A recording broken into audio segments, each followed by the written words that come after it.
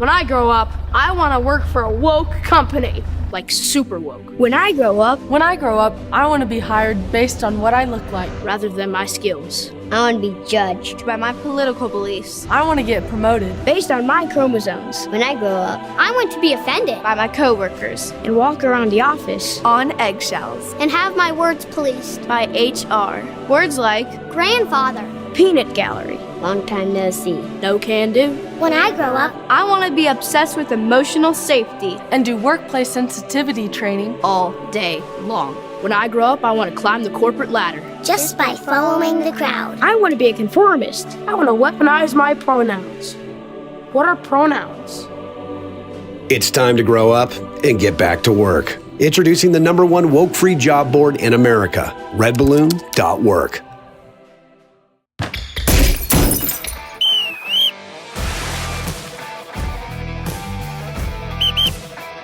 Good evening, America and Canada. Welcome to Water Break with Waterboy. It's good to be with you guys. Cross Politic this summer. For the most part, we're recording every week, but we have a couple weeks here and there where Cross Politic is kind of on hiatus because we're actually doing more production work than filming work. So Water Break's going to be popping up here and there, kind of filling in some gaps this summer for Cross Politic. So thank you for joining us, and glad to be back on Water Break. Glad to be with you, just me and you guys, me and Water Break crew, without Knox and Pastor Toby here. You know, they kind of released the chains off me and let me just be with you guys. It's a little weird, but I enjoy it.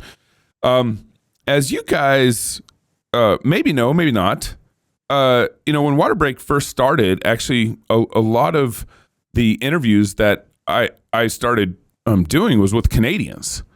This is like late 2020, early 2021, and it was kind of right in the middle of all that COVID stuff. And actually, I think it was maybe January 2021. I interviewed Pastor Coates, Pastor Tim Stevens, and even before they were arrested, and then they got arrested, and so I felt like Water Break was kind of extending kind of a voice to Canadians that was much needed. And so in some sense, Water Break's kind of been very fond of what's been going on, or very fond with a lot of friends in Canada, a lot of pastors working in Canada and so forth. Well, just 2 weeks ago, I think it was on June 5th, the Canadian Broadcast Corporation, the state-funded media, I believe they received $1.3 billion from the taxpayers in Canada. Well, they kind of did a hit piece, whatever you want to call it, a news article, front page news article, in Canada, kind of on some of the Christian movements that are happening, that are trying to that are getting involved in more the political side of what's going on in Canada. That includes Pastor Jacob Reaume, Aaron Rock, Mike Thiessen, Joe Boot, and his work. And I actually have them all on the show with me today.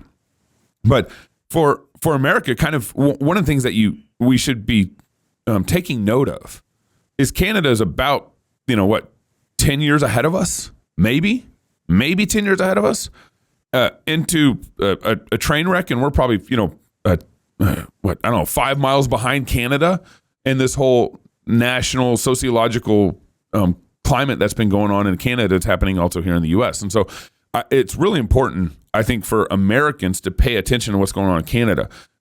In the same way, you want to kind of compare, let's say, what happened in Colorado. Colorado 15 years ago, 20 years ago, was actually a pretty strong conservative state. They voted for 2 Democratic presidents in the last, I think, 50 or 60 years. And then about 10 or 15 years ago, Colorado turned straight liberal. They've got some of the most liberal policies in the nation now. Liberals control Colorado. I mean, this change happened in about within 20 years. This change happened. And the stronghold of liberals in Colorado is significant. And so I think we need to take warning of what's going on in Colorado, like Idaho. Idaho is very conservative, but Colorado almost changed on a dime, almost overnight, almost after 4-year election. And now Colorado's staunchly liberal and creating some of the most liberal policies in the nation. So Canada, but I think we can also take, in some sense, be encouraged by that Canada can be taken back over, can be made, Christian again.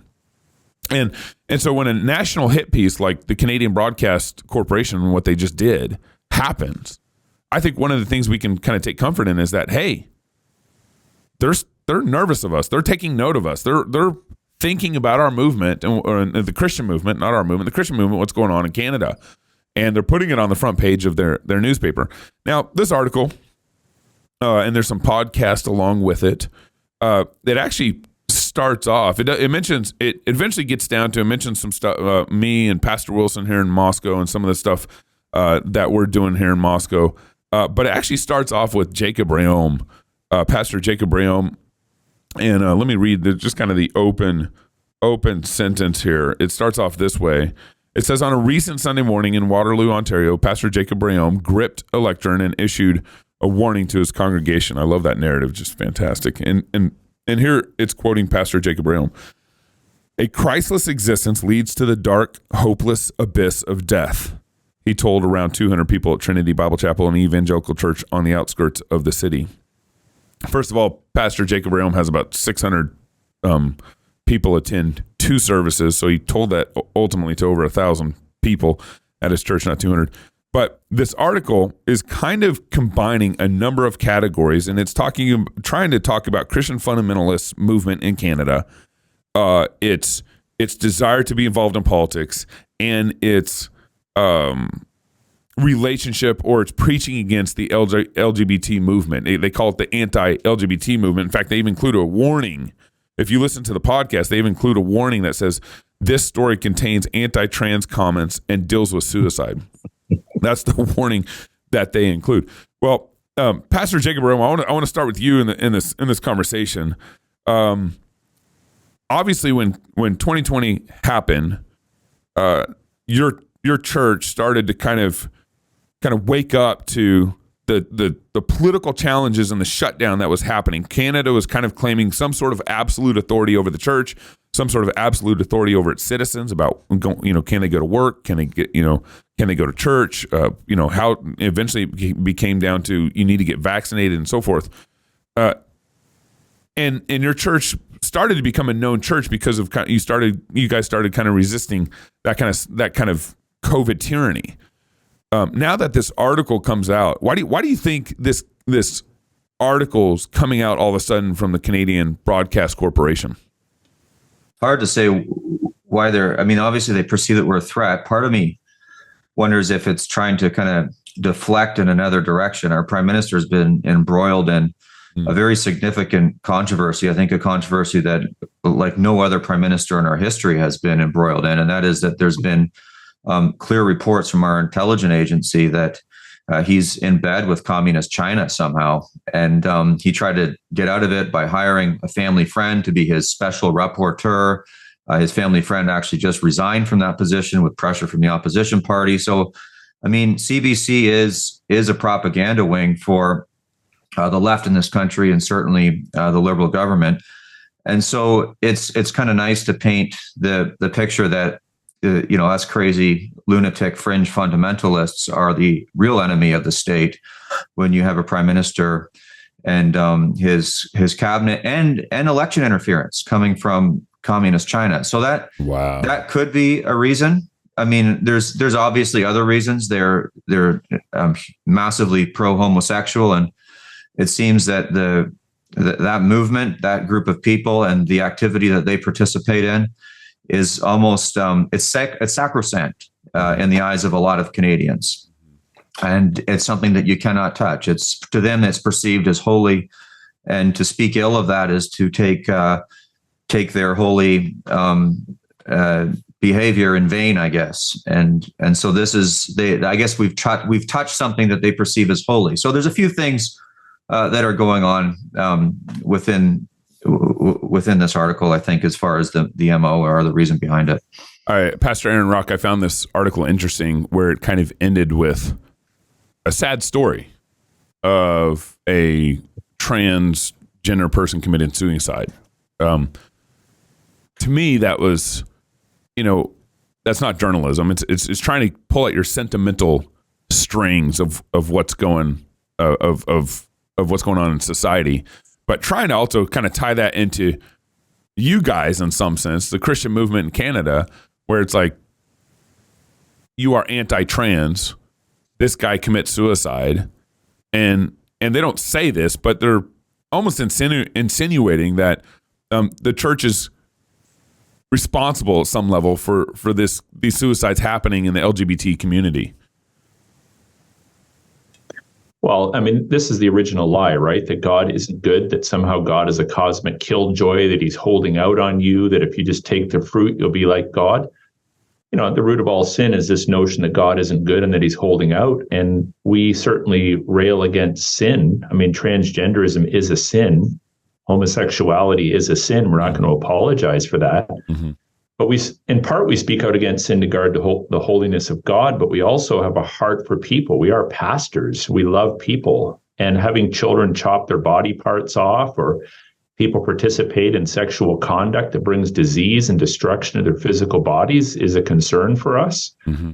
So the reality is, I can't speak to the specifics of the situation of this one person that took their own life. Certainly. But we know statistically that there's a heightened increase for people that participate in, non-creational sexual sin, that not only does it bring about greater disease, but it also pushes them towards, a hopeless existence. And so it's not uncommon to hear of people taking their own lives because of situations like this.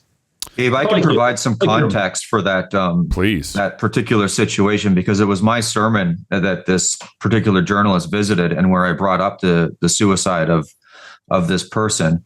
And so about that week, I was actually, in the course of my preaching, I was speaking on suicide that weekend. So I was on the suicide of Judas as I was continuing through my Matthew series, and someone sent me an article from a local newspaper talking about this person who had committed suicide.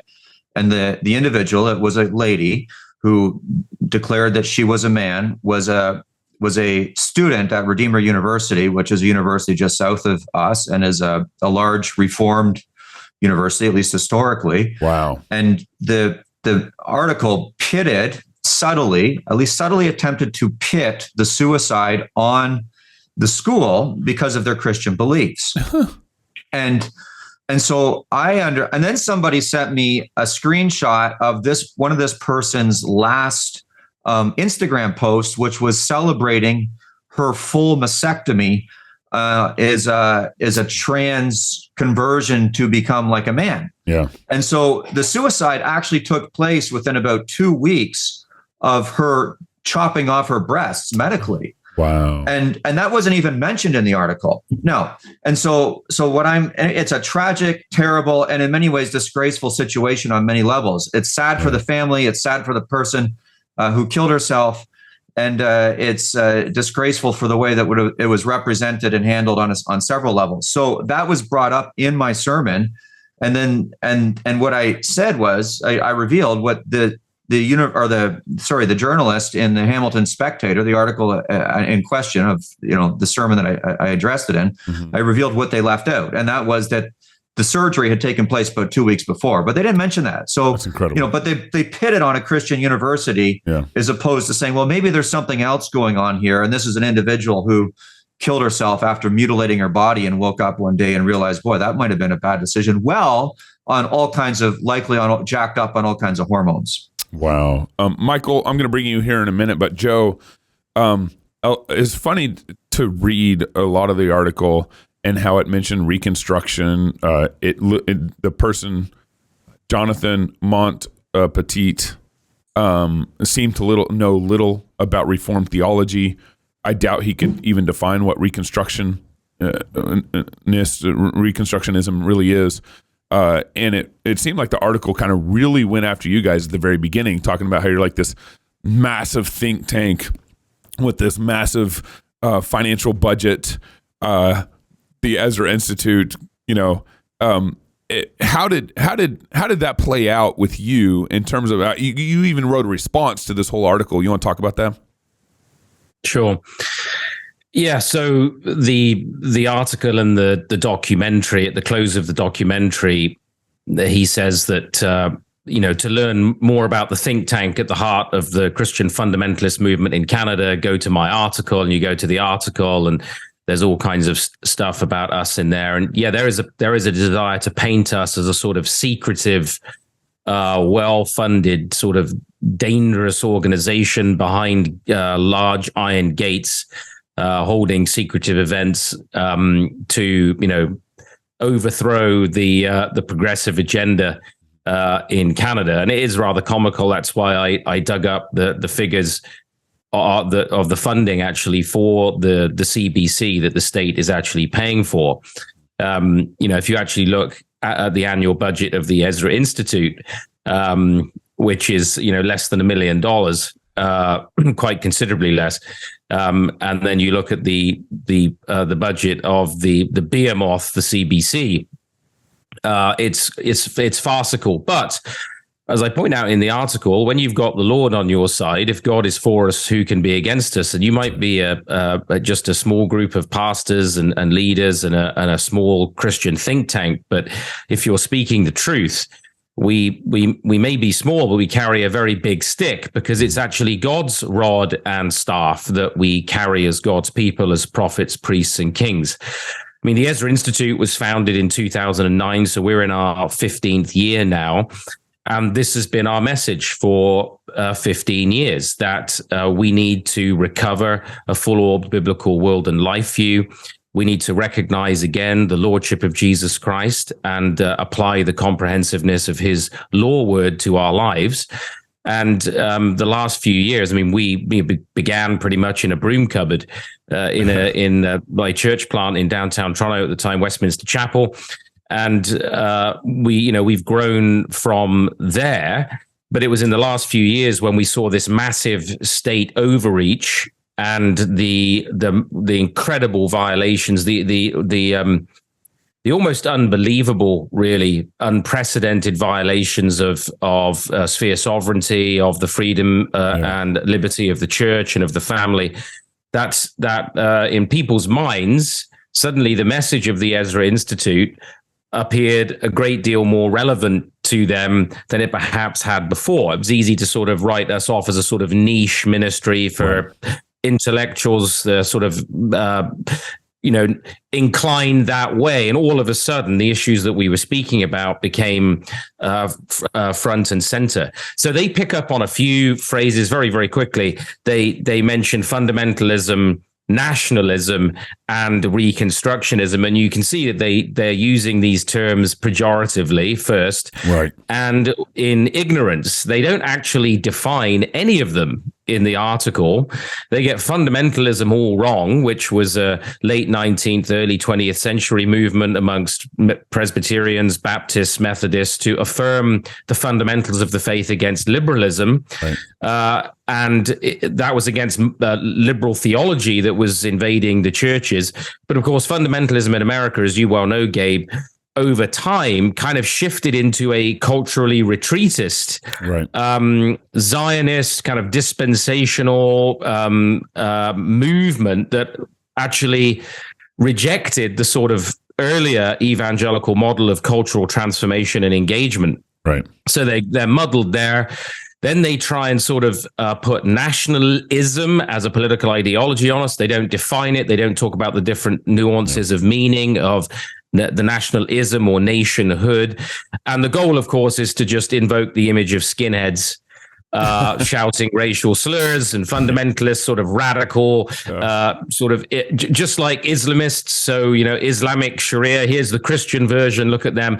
And then they pick up this tag reconstructionism, I think probably from another organization in Canada, an anti-hate network, so-called, again, has government funding. And they decided to pick up on this so that they could tie us to our American friends, guys like Doug and yourself, and earlier thinkers and people associated with the desire to apply biblical faith to all of life, including politics and culture. But of course, he admits even actually that I think in the article that he hadn't even heard of Reformed Christianity prior to doing the research. So if you haven't even heard of it, and then you wade into complex discussions about essentially the Reformed confessions, the history of Reformed thought going right back to John Calvin, and think that you're going to dispense with it in a CBC article, you're deluding yourself. So the goal there was really to stigmatize the movement in Canada, to say these are extremists. Basically, that's what fundamentalism means in the minds of Canadians. Right. That they are nationalists. That is, they're dangerous xenophobes. And they're reconstructionists. So if anybody does their little Google search, they can find that we're this sort of radical branch of Calvinism. John Stackhouse, to be fair to him, is cut very short in the article. In the podcast, actually, the radio program, he sounds almost sympathetic in the short section that he's actually given. But so it's one of those articles where they're hinting at things that are partially true. Yeah. But they don't have the understanding, the knowledge, or the ability to really enter that discussion.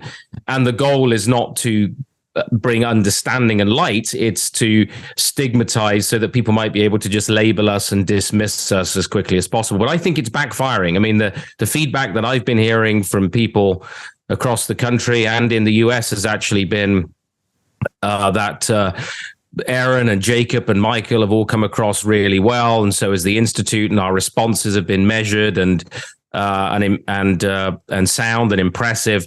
And I think people see through the CBC as Jacob said, the propaganda arm of the Liberal federal government. Michael, you started Liberty Coalition, and I think it was 2021, just kind of as a need for Christians to get more involved in politics. The government had shut down churches. Christians had no voice in the political realm. And so Liberty Coalition kind of came around to kind of help change some of that process. What's going on in Canada where they're surprised that Christians want to run and get involved in politics? That's just so simple and so crazy. It's like, hey, don't we live in a democracy? What's going on there? I think one of the main purposes of the article, we talked about this. We've talked about this within some of our responses, is to tell Christians where they ought to be. So one of the main purposes of the article is to just subtly say, hey, if you're a Christian and you don't want to have anything to do with the public sphere, and you're willing to let us tell you to do whatever you want, we're really okay with you. We're going to call you mainstream evangelicals. But there are these other really bad people over here that we want you to, it's jamming, it's associating, we want you to associate them with pain. So don't be like them. Mm-hmm. And so I don't think anyone's really shocked that Christians are getting involved. I think they're shocked because maybe we're having some success and people are listening. I want to, on that whole point of shocked about success and that people are listening, I do want to point out the biggest insult in the entire article. And that was pointed out to me by our chief litigator, James Kitchen. The chief insult is that they didn't talk to our legal defense department. So one of the things that we started doing, when we were at the Ezra Institute and we were having discussions, one of the things was that we need to talk to lawyers. We need to understand constitutional law. And that was a blessing in getting involved politically so early on, is because you learn the law. You actually learn that the things that Joe was talking about earlier and these affronts to our civil rights were a reality. And so I remember, James was reading the article and James was like, they don't even mention me. I don't even get a shout out. That's half of our work is legally defending Christians. That's right. That's exactly right. In Canada. And so James's work is amazing. I would encourage everybody to go to libertycoalitioncanada.com. His work in defending, I think we have 7 cases going right now. It's really important. And I think that's why the article was written, was to give Christians a way to say, yeah, they're not really against us. They just want us to be quieter. And then that would actually hit us in the support area.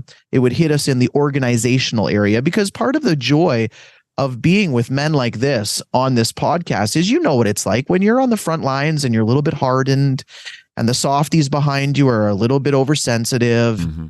It's great to be able to organize. It's great to be able to shout out to 50 or 70 or to 200 churches and say, this is what you need to do. Go do this. And to have a number of them respond positively. That's a great strength. And that's what CBC doesn't want us to have. It's crazy to me, and you guys can hop in here. It's crazy to me that the Canadian government can arrest pastors, shut down churches, basically kind of persecution light on the church. And then the Canadian Broadcast Corporation responds with an article like this, gassed that, Christians want to be involved in politics now. It blows my mind.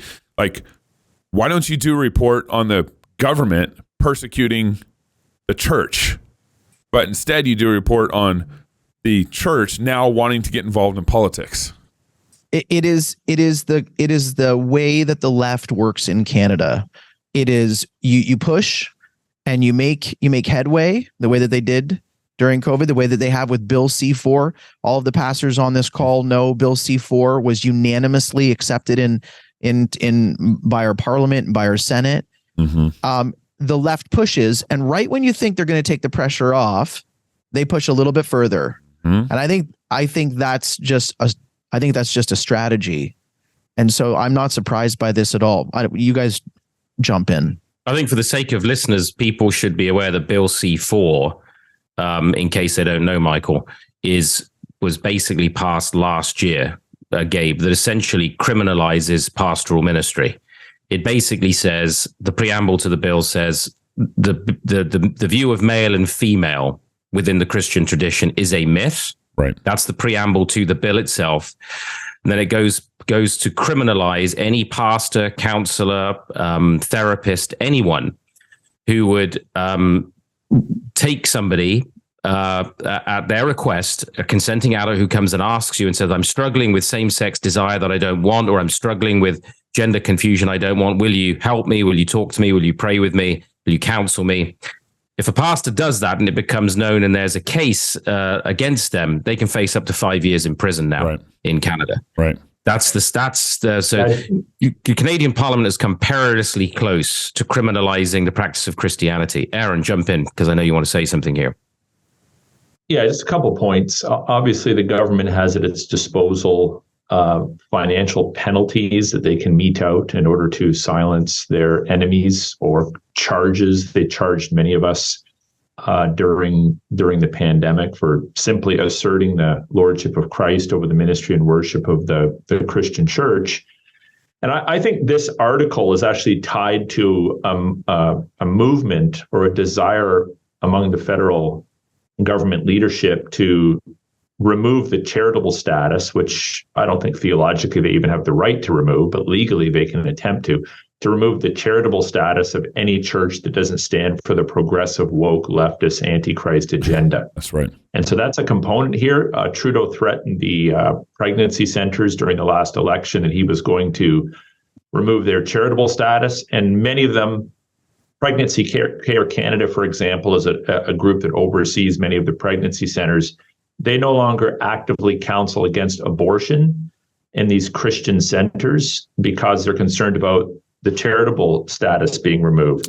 The other point I wanted to make is they're concerned about us getting involved in politics, but in actual fact, the reason why we appear to be more political than ever before is because the government is more religious than ever before. Yeah. They've stepped into our churches. They're seeking to control our counseling, as Joe alluded to. They're seeking to control our meeting habits. They're seeking to shame us when we speak out against something as basic to the Bible as creational sexuality. Yeah. So it might appear that we're getting more political, and perhaps in a sense we are, but that's only because the government's getting more religious and we're challenging their ultimate authority over all of life. Jacob, I mean, to Aaron's point, the government is targeting churches, going after them, creating laws to suppress what we here in America would call free speech for pastors, and yet the Canadian Broadcast corporation is concerned about you guys. There's a spiritual aspect to this, right? And this is like we're dealing with an antichrist state that has been, I guess, embodies the spirit of Satan at this point in time. And this is why I think they would single out churches. And people wonder, well, why aren't they singling out mosques? Well, because, I mean, mosques are not a threat to the kingdom of Antichrist. The church is, because we're proclaiming the gospel of Christ. And by the way, they're singling out not just churches, but they're singling out churches and organizations. Alex Klusterman was another one. He's a pastor on the other side of Toronto from us, who was mentioned in at least the podcast that they did. And they're singling out churches and institutions that are preaching a full orb gospel. So a gospel of repentance and a gospel that demands that the kingdoms of this world bow to the kingdom of our Christ.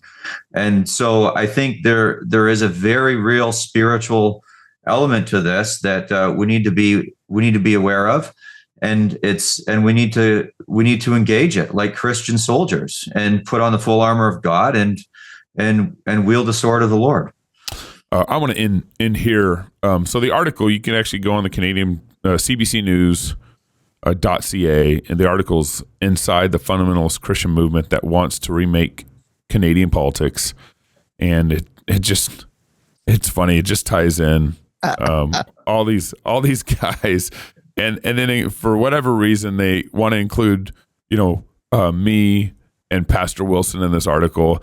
It'd be interesting to actually interview the guy who wrote the article, but I don't think he'd ever come on the show on just why he took some of these approaches and ties, Northern Idaho into Canadian fundamentalism. Actually, go ahead. Gabe, there's a really good reason for that. And it goes again it alludes to an area where Aaron was mentioning about the charitable status. There's another thing that Americans need to realize has happened in Canada. It's Bill C-11, and it is a censorship bill.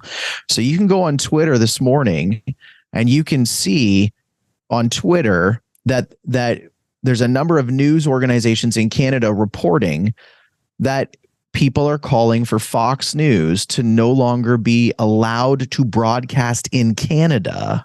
Wow.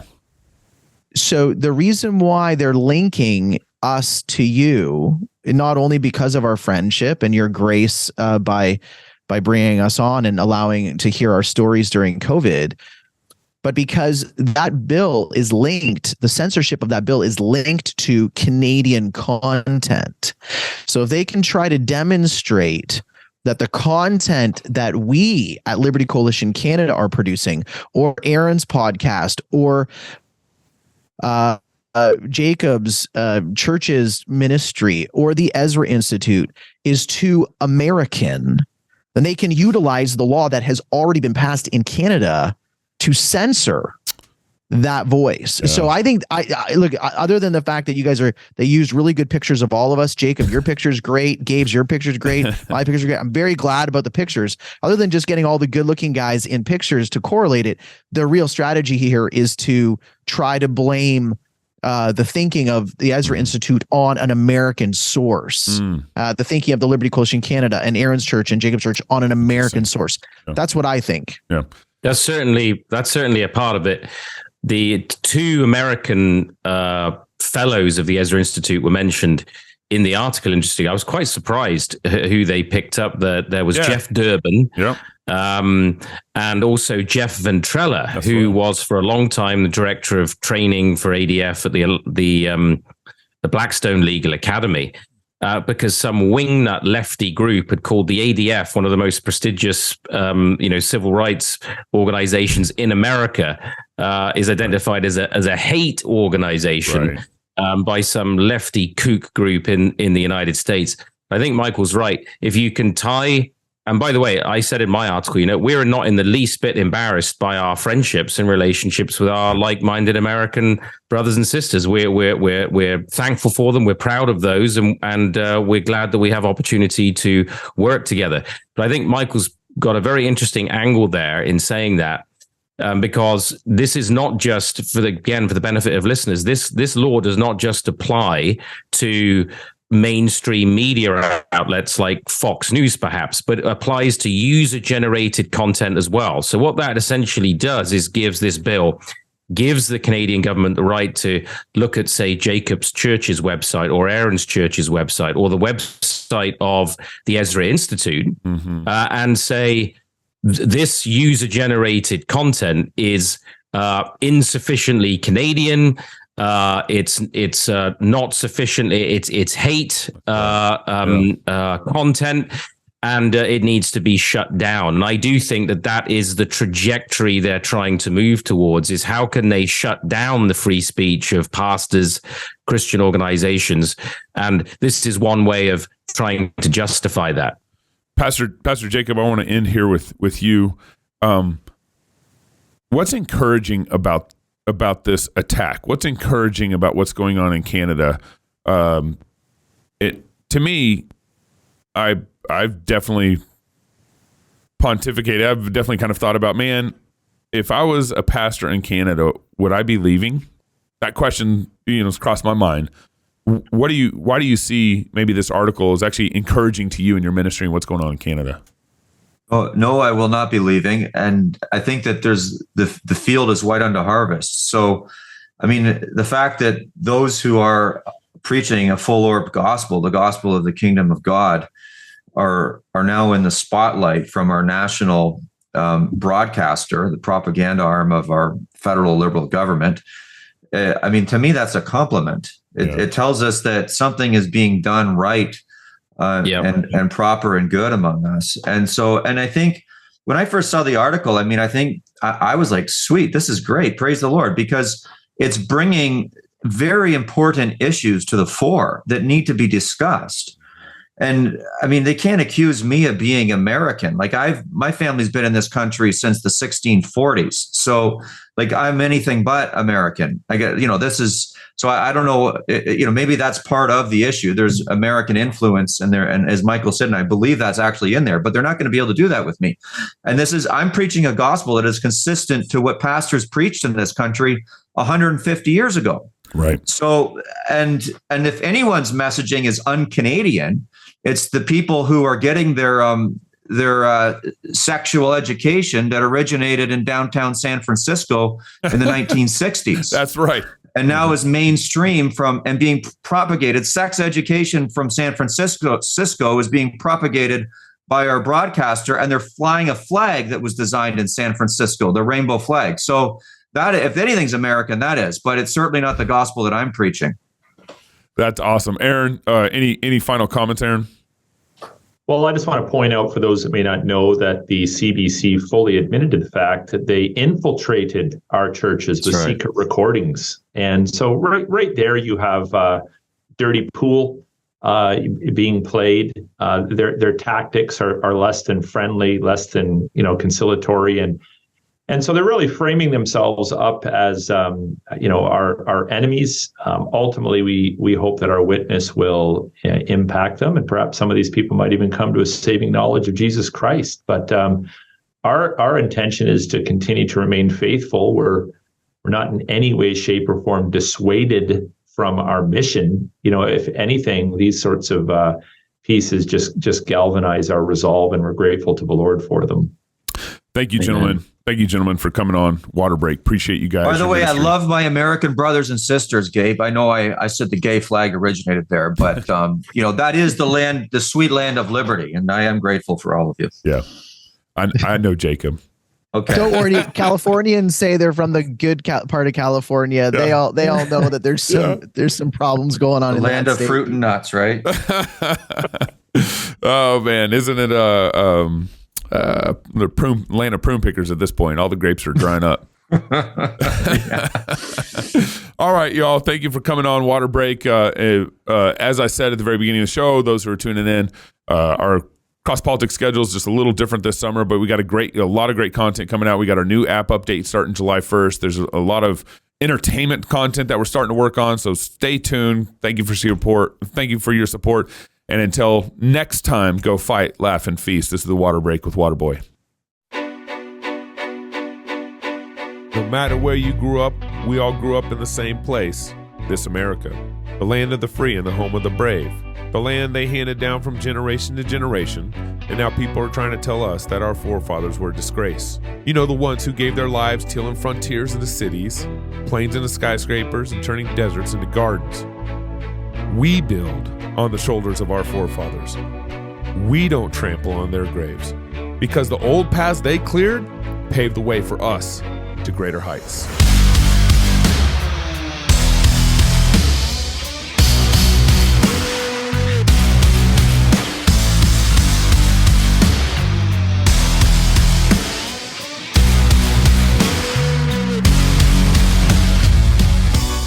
Small government, bold business, faithful families, as we build innovative companies, launch educational movements, build healthy churches, pubs, and businesses, and work with the same determinations our forefathers had to make our country more of what we know as this America.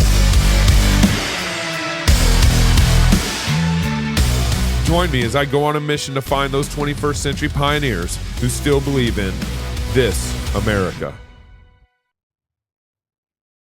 The Word of God is living and active, sharper than any two-edged sword, piercing to the division of soul and of spirit, of joints and marrow. Through the Spirit, God's Word changes lives. It cuts us to the heart and reshapes us. As you strive to read and study Scripture, having a good set of tools can help. From setting reminders for a great reading plan, to word studies and commentaries that shed light on difficult passages, to listening on the go, the Olive Tree Bible app can help you dig into the Word wherever you are. Olive Tree Bible app. Read, study, listen, anywhere.